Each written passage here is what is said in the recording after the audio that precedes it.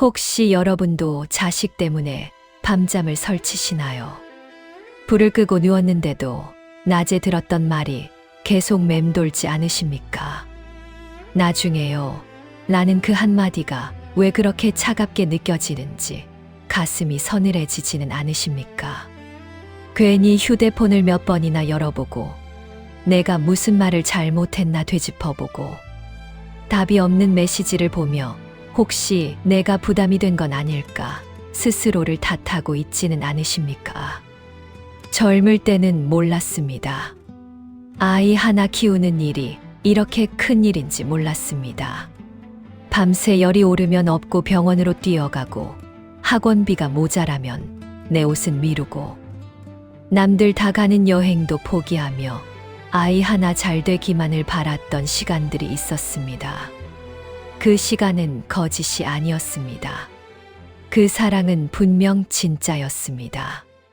그런데 왜 지금 이 나이가 되어 이렇게 허전하고 서운한 마음이 올라오는 걸까요? 명절에 모이면 예전처럼 웃음이 터지지 않고 식탁은 그대로인데 대화의 온도가 달라졌음을 느끼지 않으십니까? 엄마, 그 얘긴 좀 그만해요. 아빠 요즘은 그렇게 안 해요. 그 말이 틀린 것은 아닌데 왜 그렇게 마음을 쿡 찌르는지 설명하기 어려운 감정이 올라옵니다. 한때는 내가 세상의 중심이었는데 지금은 주변으로 밀려난 느낌이 들고 나를 통해 세상을 보던 아이가 이제는 나 없이도 잘 살아가는 모습을 보며 기뻐해야 하는데 이상하게 허전해집니다. 부처님께서는 경전에서 이렇게 말씀하셨습니다. 모든 괴로움은 집착에서 비롯된다. 이 말씀을 들을 때 우리는 남의 이야기처럼 느낍니다. 나는 집착한 게 아니라 사랑했을 뿐이라고. 나는 계산한 게 아니라 책임을 다했을 뿐이라고 스스로를 설득합니다. 맞습니다. 우리는 사랑했습니다. 그러나 그 사랑 위에 조용히 기대가 얹혀 있지는 않았는지 돌아볼 필요가 있습니다. 그래도 나한테는 다를 거야. 그래도 나를 먼저 생각해 주겠지. 그래도 내가 힘들 땐 곁에 있어 주겠지. 이 그래도라는 마음이 실망이 되는 순간 사랑은 상처로 바뀝니다. 자식이 잘 되길 바라는 마음은 너무나 자연스럽지만 그 잘됨 속에 내가 포함되어 있기를 바랐던 것은 아니었는지 조용히 살펴보아야 합니다.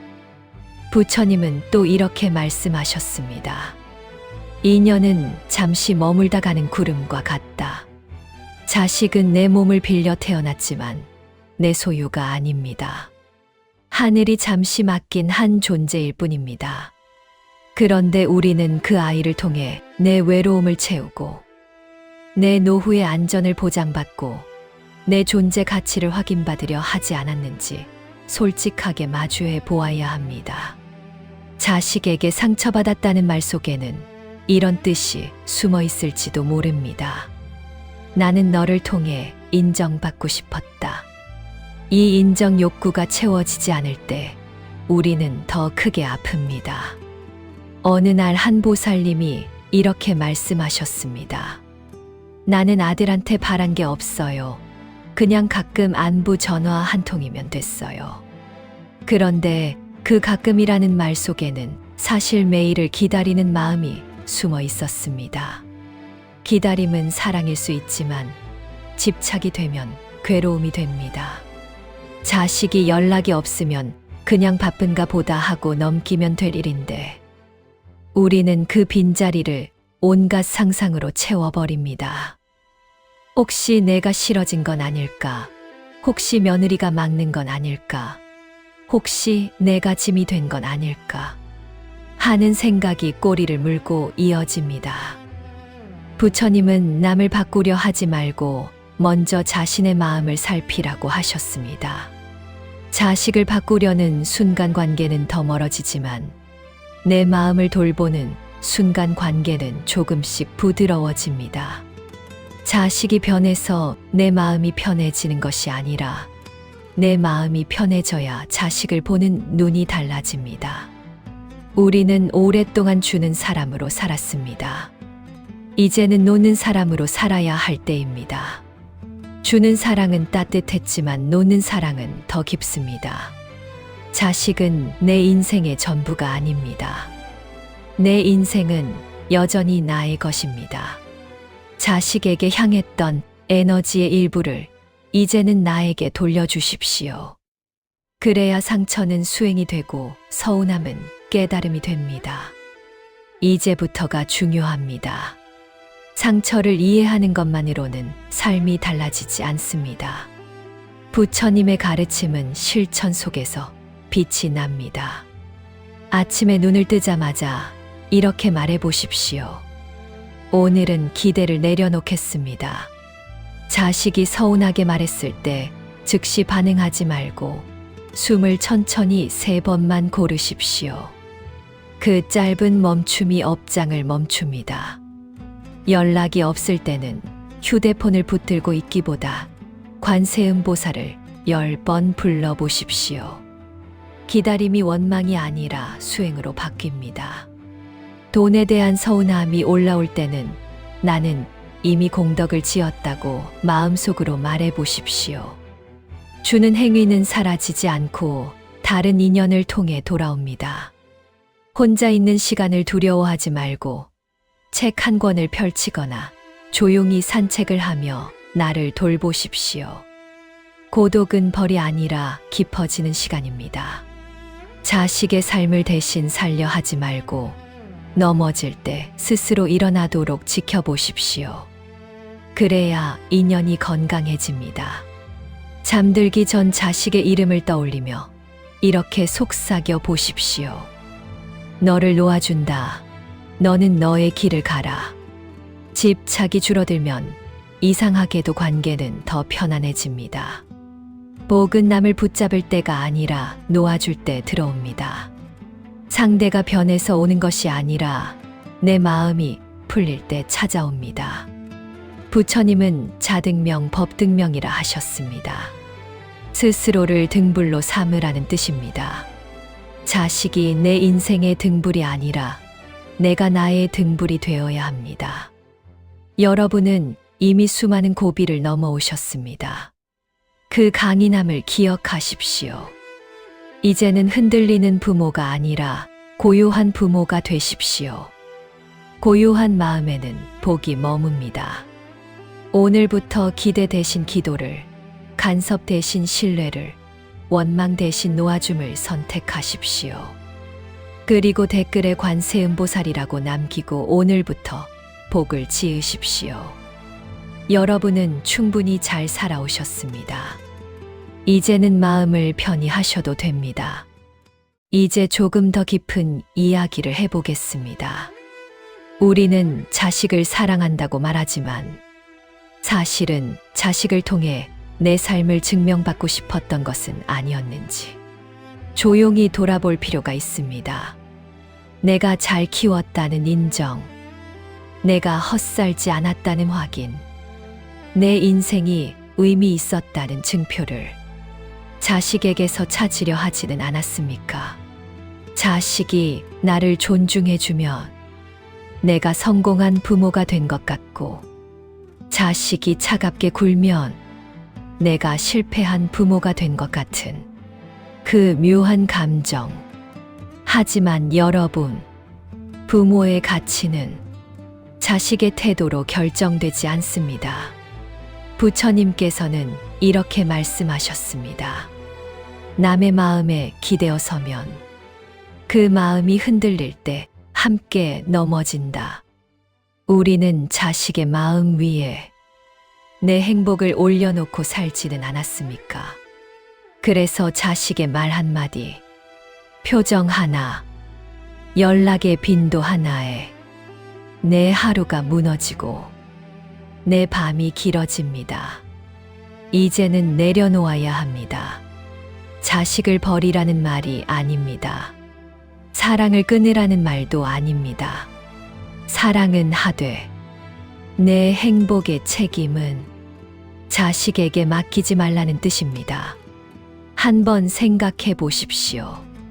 자식이 나를 챙기지 않아도 나는 여전히 숨 쉬고 있고, 밥을 먹고 있고, 햇살을 보고 있고, 하루를 살아가고 있습니다. 그 사실 하나만으로도 나는 이미 충분한 존재입니다. 그런데 우리는 왜 이렇게 자식 문제 하나에 내 삶 전체를 흔들리게 두고 있는 걸까요? 이것은 자식의 문제가 아니라 내 마음의 중심이 어디에 서 있는지의 문제입니다. 부처님은 중심을 밖이 아니라 안에 두라고 하셨습니다. 바깥은 언제나 변합니다. 사람도 변하고, 관계도 변하고, 세상도 변합니다.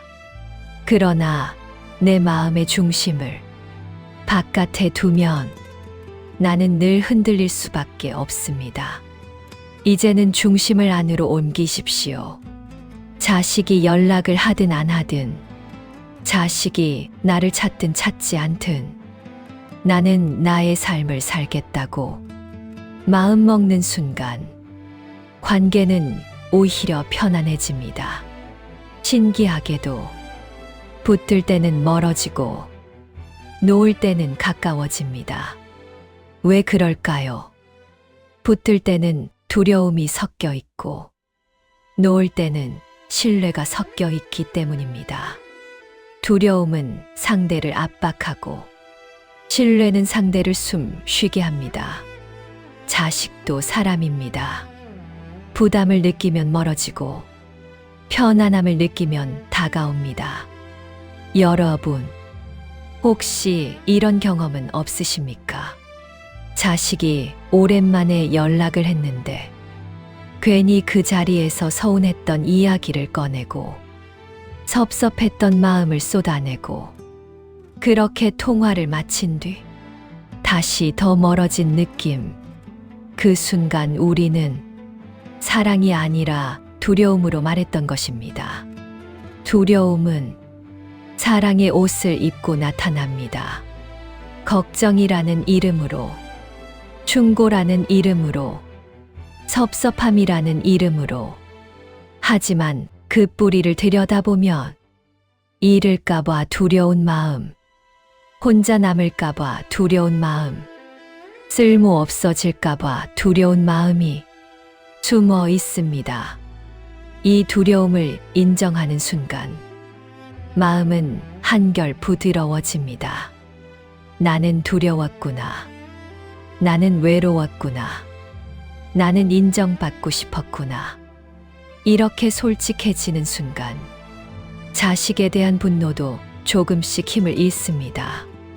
그리고 그 자리에서 비로소 진짜 사랑이 시작됩니다. 진짜 사랑은 상대가 나를 어떻게 대하든 내가 나를 잃지 않는 상태입니다. 자식이 나를 밀어내도 나는 나를 밀어내지 않는 것. 자식이 나를 잊어도 나는 나를 잊지 않는 것. 그것이 수행입니다. 여러분은 이미 수많은 인연을 지나왔습니다. 부모와의 이별, 형제와의 갈등, 배우자와의 사별, 친구와의 멀어짐, 그 모든 것을 겪고도 지금 여기까지 오셨습니다. 그 힘이 여러분 안에 있습니다. 자식과의 거리도 결국 하나의 인연입니다. 지금은 멀어 보여도 언젠가는 또 다른 모습으로 다가올 수 있습니다. 그러니 너무 조급해하지 마십시오. 인연은 억지로 당기면 끊어지고 자연스럽게 두면 돌아옵니다. 오늘 밤부터 이 한 가지만 해보십시오. 자식 생각이 올라올 때 그 생각을 밀어내지 말고 그냥 바라보십시오. 아, 내가 또 기대하고 있구나. 아, 내가 또 인정받고 싶어 하는구나. 그렇게 알아차리는 것만으로도 집착은 조금씩 힘을 잃습니다. 그리고 그 자리에서 조용히 이렇게 말해 보십시오. 나는 충분하다. 나는 이미 잘 살았다. 나는 나로서 존귀하다. 자식이 나를 인정해 주지 않아도 하늘은 이미 알고 있고 부처님은 이미 알고 있습니다. 부처님께서는 스스로를 귀히 여기지 않는 자는 그 누구에게도 귀히 여김받지 못한다고 하셨습니다. 이제는 스스로를 귀히 여기십시오. 자식에게 쓰던 말 중 가장 따뜻한 말을 이제는 나에게 해주십시오. 고생했다. 참 잘 버텼다. 너는 충분히 소중하다. 이 말을 내가 나에게 해줄 때 비로소 마음이 제자리를 찾습니다. 그리고 그 고요함 속에서 진짜 복이 자라기 시작합니다. 복은 돈으로 오는 것이 아니라 마음의 안정으로 옵니다. 복은 자식의 효도로 오는 것이 아니라 내 중심이 바로 설 때 옵니다. 여러분, 이제는 기다리는 부모가 아니라 빛나는 부모가 되십시오. 기다림은 나를 작게 만들지만 빛남은 나를 크게 만듭니다. 내가 단단해질수록 자식도 나를 다시 보게 됩니다. 붙들지 않아도, 강요하지 않아도, 원망하지 않아도 그저 고요히 서 있는 부모, 그 모습이 가장 큰 가르침입니다. 오늘 이 말씀을 듣고 마음이 조금이라도 가벼워지셨다면 이미 변화는 시작된 것입니다. 다시 한번 말씀드립니다. 자식은 내 인생의 일부일 뿐, 내 인생 전체는 아닙니다. 내 삶의 주인은 자식이 아니라 나입니다. 오늘부터는 내 삶을 먼저 챙기십시오. 내 건강을 먼저 돌보십시오. 내 기쁨을 먼저 찾으십시오. 그리고 그 위에 자식을 올려놓으십시오. 순서가 바뀌면 괴로움이 생깁니다. 이제 순서를 바로 세우십시오. 여러분은 충분히 잘 살아오셨습니다. 이제는 스스로를 안아주셔도 됩니다. 관세음보살